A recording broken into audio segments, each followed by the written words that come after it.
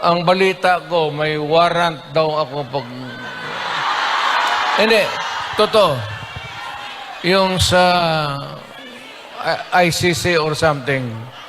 Matagal na akong hinahabol ng mga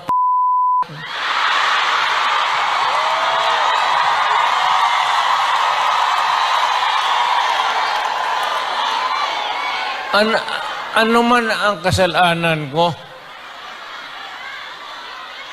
na ginawa ko man ang lahat sa panahon ko para may konting katahimikan at mapayapa ang buhay ng Pilipino.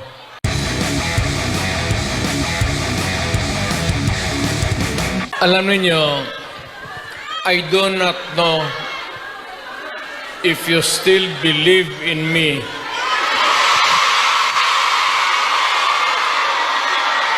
Pero nakatingin ako sa inyo. Ano ko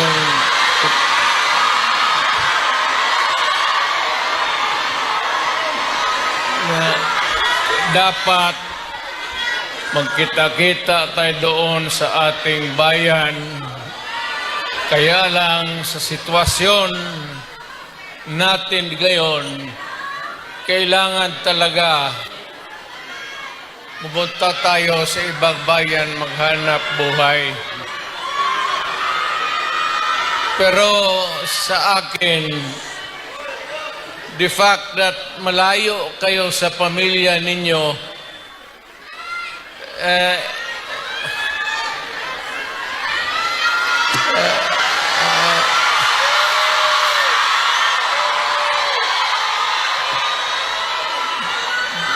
dama ko yung lungkot at alam ko yan. Kasi ganoon rin ako noon. Almost 3 years. Sa labas ako nagtatrabaho. Well, nagtitraining para pag sa connection ko sa pagka-abogado. Kaya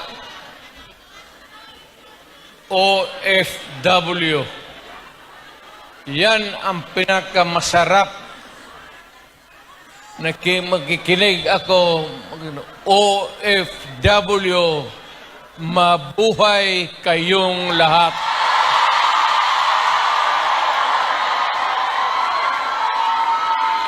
At ang mundo dapat magpasalamat na merong mga Pilipino na magpunta dito sa kanila, sa ibang bayan, para magtrabaho para sa kanila at para sa atin, makaipon ng pera para sa pamilya natin. Kasi, well, you know, it would take about 7 to 10 years bago mawala itong sitwasyon natin na ganito. But in the meantime, that we are not really ready economically to provide opportunities na trabaho para sa lahat, then I said, napipilitan tayo dito maghanap ng trabaho para sa ating mga pamilya. Kaya ako ngayon dito, this is not the first time that I have kaharap ko kayo. Tanggapin na lang natin kung ano ang nasa palad natin at magdasal tayo na yung pagod ninyo ngayon dito ang makinabang ang mga pamilya ninyo at ang mga anak ninyo. Mabuhay kayong OFW. Kaya yung lahat ng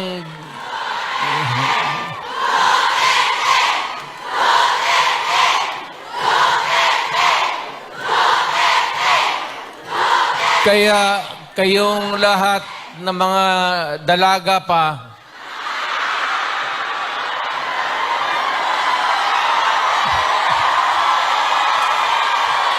ilan ba kayo?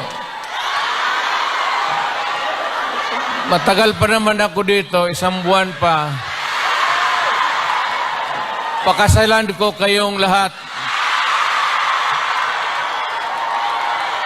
para lumigaya kayo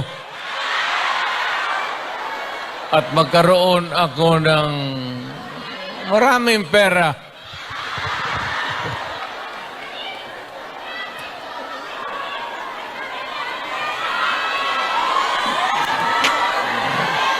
You know, hindi lang ito sa sabihin ninyo. Hindi ako nagbubula, ha?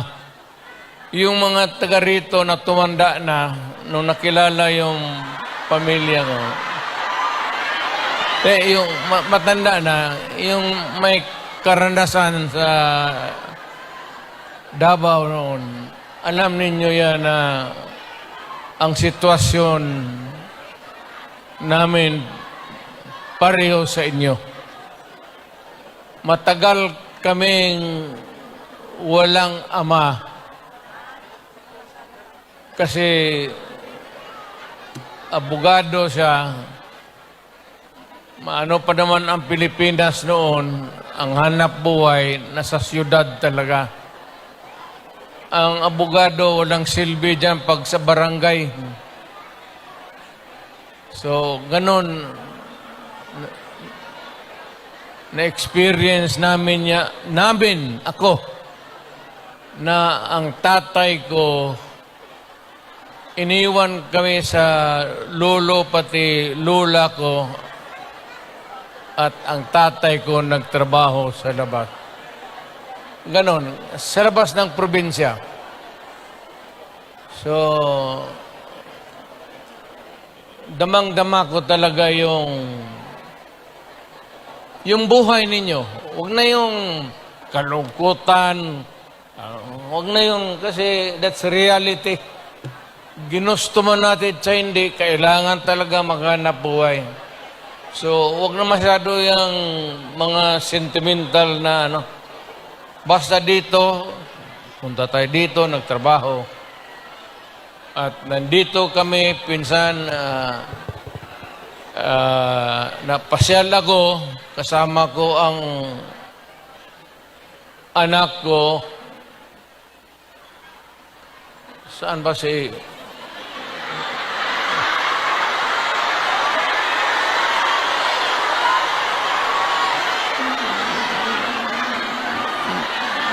May anak ba ako dito sa labas sa inyo?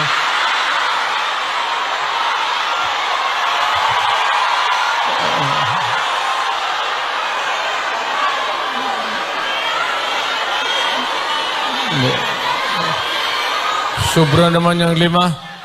Pagkaalam ko 2.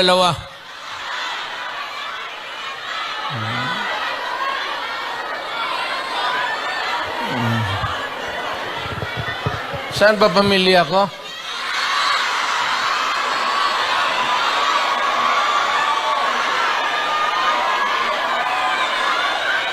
Wala pa, sir. Wala pa. Wala pa si Inday na nakausap, okay na. Ang importante dyan si Inday kasi Inday yung politiko eh. So, mabutit naman. So, anong pag-usapan natin? May pera kayo ibigay? Basket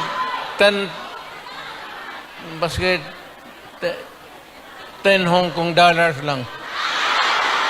Marang makina ako kitain dito.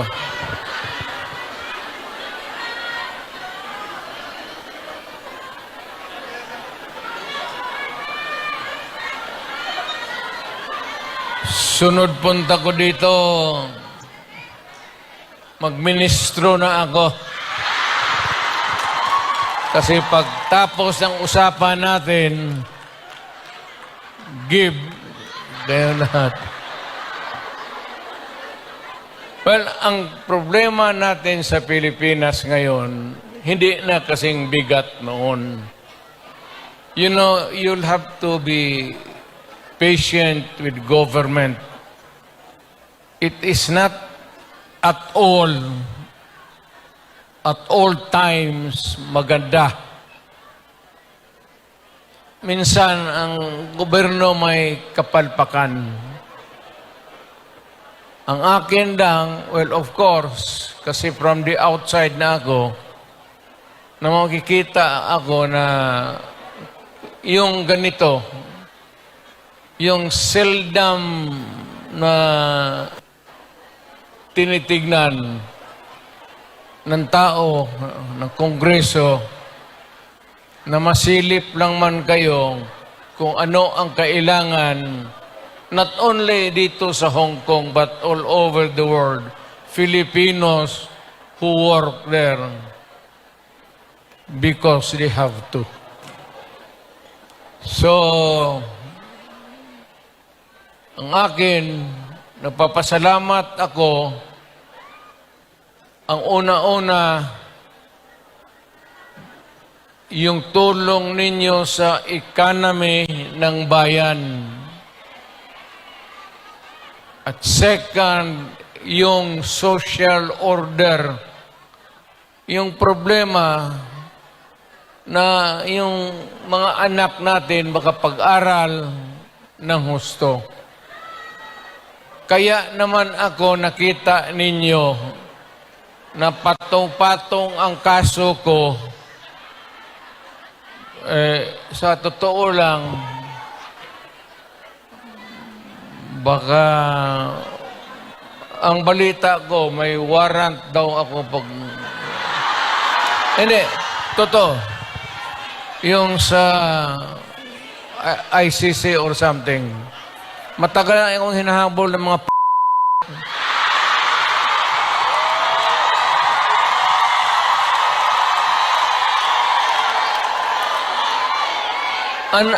ano man ang kasalanan ko, na ginawa ko man ang lahat sa panahon ko para may konting katahimikan at mapayapa ang buhay ng Pilipino. Ang problema nito, ewan ko kung ang tingin ng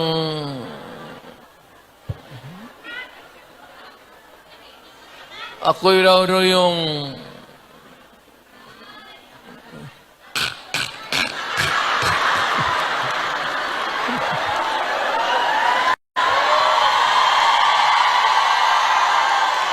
o ganito na lang.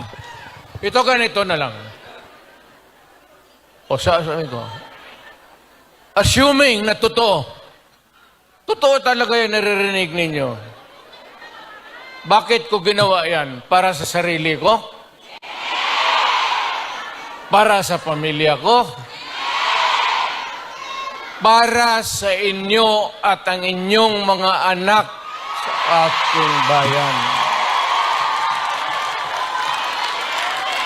Kaya ako man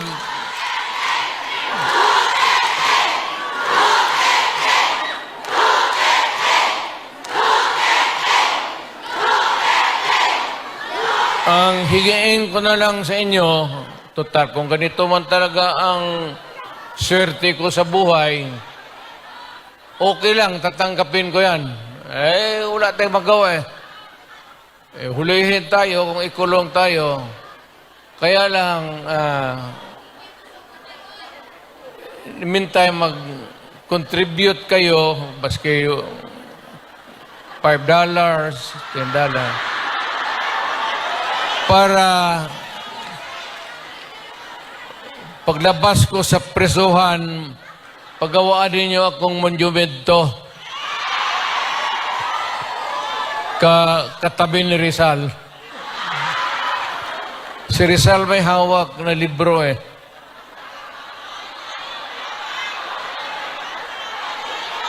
akin.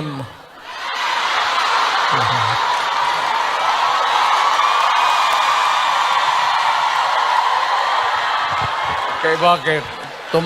Tumahimik ba ang bayan natin kung Pilipinas,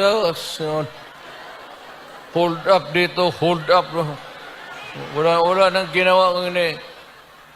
Tayo mga ayaw ng gulo, napipilitan tayo to confront evil because nandyan sa harap natin.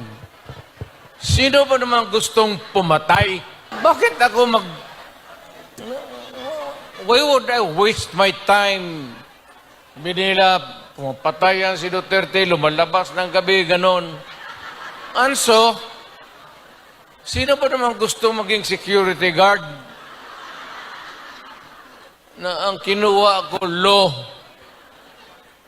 So, but, siguro sa trabaho, saka sa, alam mo sa gabi, dyan rin lumalabas yung mga masasamang tao.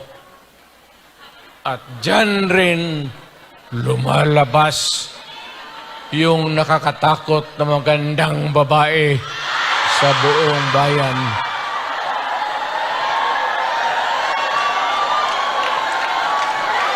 Sino bang nakita ninyo maganda sa araw? Nakita?